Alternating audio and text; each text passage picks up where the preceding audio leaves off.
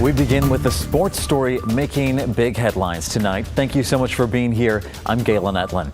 Tonight, multiple reports say the Portland Trail Blazers general manager is under investigation for concerns in the workplace. The team did acknowledge that investigation, but did not really give details. Our Art Edwards unpacks what we know so far. Both The Athletic and Yahoo Sports were the first to report the Blazers launched an independent investigation into President of Basketball Operations Neil Olshey. The Blazers issued a statement Saturday on Twitter that said in part, the organization was recently notified of concerns around workplace environment by non-player personnel at the practice facility.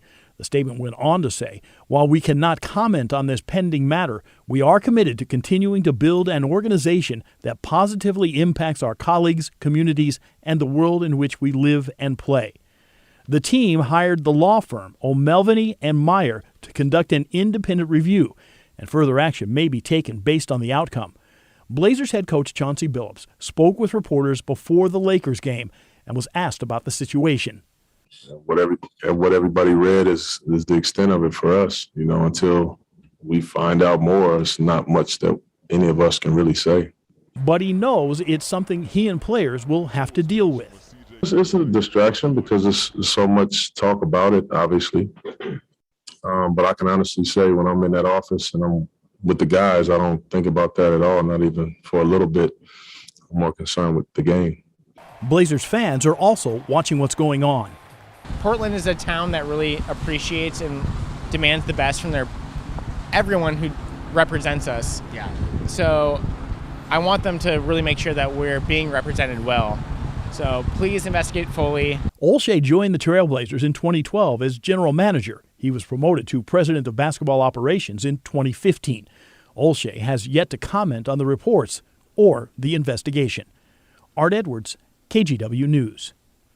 We'll let you know when we learn more. In the meantime, some Portlanders are mourning loved ones tonight. At least 2 people are dead from falling tree branches. First, Portland police got a call on Northeast Sandy and 118th. 2 people were camping under a tree when a large branch fell on them this morning. One died, the other went to the hospital. Police say that tree was severely deteriorated and an arborist had to come out to make sure it was safe. Then Multnomah County Sheriff's deputies responded to Thousand Acres Dog Park around 11:15 this morning. A group of youth volunteers were planting trees when a branch fell and hit a teenager. That teen died at the scene despite life-saving efforts. We're told that tree was just like all the others around it. An arborist warned this winter more branches could come down just like that. They say the drought that we've experienced, combined with February's ice storm and the summer heat dome, put a lot of stress on trees throughout the year. This has created kind of the perfect storm. So even a small amount of rain or wind could cause trees to break or fall. We checked in with a tree company earlier this week. It has been responding to dozens of calls for trees falling onto houses, garages, fences. Experts say what you can do is check the tops of trees to look for any dead or broken branches. You should also look around the tree's base for mushrooms because those could be a sign of decay. Both the CDC and FDA approving Pfizer's COVID vaccine for kids, hundreds in the Portland area are getting the shot. Selwood Medical Clinic took over the parking lot at Oaks Amusement Park this weekend. It received about 1,200 doses of the vaccine and is vaccinating kids 5 to 11 years old. Of those 1,200 doses, 400 were given yesterday, 450 today, and the rest are saved for tomorrow. Parents and kids who showed up say this is a big relief to them. One preteen said she cannot wait to spend more time with friends. I'm vaccinated now, and that was really, really exciting for me, and I was really happy to be vaccinated. So it's going to be really exciting for me to be able to go inside their houses and maybe even have sleepovers with them, so I'm really excited for that. The things that we took for granted before the pandemic, right?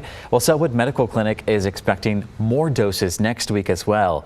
It plans to host clinics Thursday and Friday at Oaks Park. A federal appeals court is temporarily stopping the White House from a vaccine mandate.